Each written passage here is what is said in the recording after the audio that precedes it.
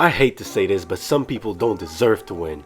When you have people that have been working hard for the longest, polishing their techniques, working hard, trying to get better, look better, fight better, and you got a champion like Dricus du Plessis just blasting through the top contenders and the champion, this ain't fair. And he's not the only champion right now that we all thought was going to lose a long time ago. No, I feel like all we got right now is champions that the majority of the fan base are just waiting to see lose, because it makes no sense that they keep on winning but they just refuse to lose. They have plot armor, or like Iri said, black magic. It has to be something. It has to be one of these. Either they're just favored by God, or they're using some type of shamanic magic, because it makes no sense. Look at Dricus, for example. He went life and death with Darren Till, even was being beaten by Darren Till to some degree for I think the second round. He was getting clipped, he was being like punched against the cage, all of that. He looked like an average fighter, and we thought that he would just get into the rankings because of his physicality and some wrestling skills, but no! He ended up beating Robert Whittaker, finishing Robert Whittaker in the second round in a fight where I think he was like plus 400. Okay. It happens, and upsets that happen, but then he did the same to Strickland. He beat him, he outworked him, and then he submitted Adesanya. It's like, and it's probably going to be Strickland again next, and right now he seems unstoppable, so he's probably going to get another title defense against Strickland, and he's going to be a champion with 2 title defense, where 1 year ago we all looked at him and thought he was goofy. And I know if I talk to a lot of like professional fighters and everything, they're gonna tell me that, well, it doesn't have to be pretty to be effective. I know, but in my head, when you're a champion, when you're an ambassador for a whole division at the highest caliber of the sport on the planet, you have to look some way. You're being held to a certain standard. And when I see Dricus just being clipped, falling down, and getting a takedown at the same time, like goofy, like Looney Tunes stuff. He's defying the laws of physics, of gravity, of fighting. Just falling down, being clipped, and while falling down, he catches Izzy's leg and puts him down. While being clipped by Whittaker, he catches him in a headlock like he's his little brother and throws him on the ground. How did this keep happening? How does he keep getting away with this? How? It can't be physicality. Yoel Romero was physical. A lot of fighters were physical. How does he keep getting away with this? I don't understand it. It has to be something. It has to be. Because his striking looks mediocre. If you put him in a boxing match, let's say against Strickland or Izzy or whatever, he's probably going to lose. His wrestling is pretty good, but he was being like, it was competitive with Derek Brunson. It's not that great. He's not that great of a wrestler. Like, skill for skills, he's not impressive anywhere. I mean, he's good, he's really good, but he's not like elite anywhere. But he makes these fighters, these champions, look like they never fought before. He just creeps them out, and like he weirds people out and then gets the advantage on them. Like fighters like John Jones, GSP, Anderson Silva, Volkanovski, technically beating down their opponent, making them look average with skill and just being a class of their own. And you got fighters like Dricus just blasting through it and just having that dog inside of him.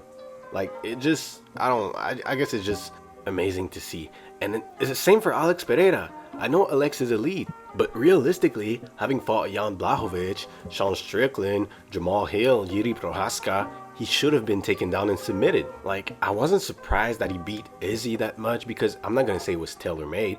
It was always going to be a hard fight, but it was in his range. Like, it was a stylistic fight for him that he could potentially win.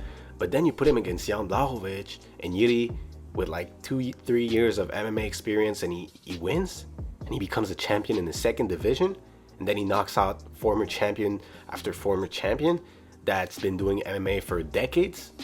How does this keep happening? But the thing with Alex is that he's actually winning fights with skills. Like, you saw Jan Blachowicz trying to take him down, and he just survived. He just survived. Like, he wasn't doing anything when he got taken down. He spent the rest of the round there in the first, and then he kind of tried to scramble a little bit in the next rounds, but still, he's not up there yet in terms of wrestling skills, but he still survived. He just has plot armor.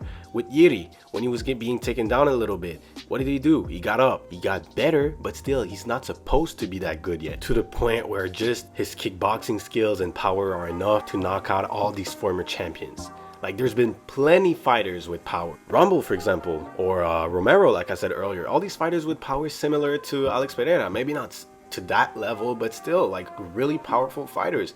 But they got beat by, I don't know, wrestling, or they had a flaw in their skill set and it got exposed. But now with Alex, it's just like, give me every champion you got and I'm just gonna knock him out, even though I only have 4 years, 5 years of MMA experience, and I'm a tall, lanky kickboxer, and I should be losing to all of these well-rounded fighters, but I just keep blasting through them.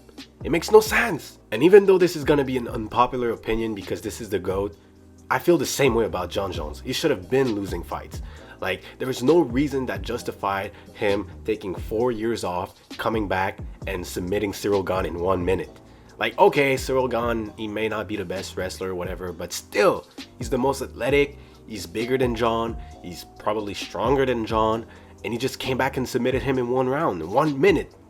Like, how? How does this keep happening? And he keeps doing it. He keeps getting put in all these situations where he should be losing, and he just plot armor his way through it. And same about belalmuhammad. Even though he's the GOAT, and I called it that he was gonna do him dirty, there's no reason he should have beat Leon Edwards. Leon was never the most impressive fighter. He caught lightning in a bottle and knocked out Kamaru, but then he did it again. Not as impressively, but then he shut down Kamaru in the 3rd fight. Then he shut down Colby Covington, and he was looking impressive. He was on a mean streak, unbeaten for 10 fights, doing all that, beating champions. And then you have Belal, the guy who couldn't finish a 1-arm Burns, the guy who semi-finished Sean Brady, and that was low-key his best performance yet, and he still couldn't do nothing impressive against him. The guy who had to lay and pray against Wonderboy. The guy who was like being clowned because he was looking weird, and nobody gave him a chance because he was just looking average. Belal never had any fight, any performances where you thought that, okay, this guy is going to be champion. But then you put him against his hardest fight yet, the guy who low-key fucked him up a little bit in their previous fight, and that's his best performance ever. You just shut him down, slam him on his head, and just do him dirty the whole fight. How does he keep getting away with this? Why do these fighters have plot armor, and you have fighters like Volkanovski, who are the most skilled on the planet, just getting clipped and knocked out twice in a row? But anyway, I gotta stop asking myself questions like that, because MMA is not a real sport, and anyone can win on any given nights. It makes no sense. This sport is a bettor's worst nightmare. So I'm gonna stop thinking about it, and I'm just gonna accept it the way it is, because in the end, it's a fist fight. So everybody can win at that level. But thank you for watching. Let me know what you guys think. Like and sub to support the kid and help the channel. And thank you for listening to me rant for 8 minutes. See you soon.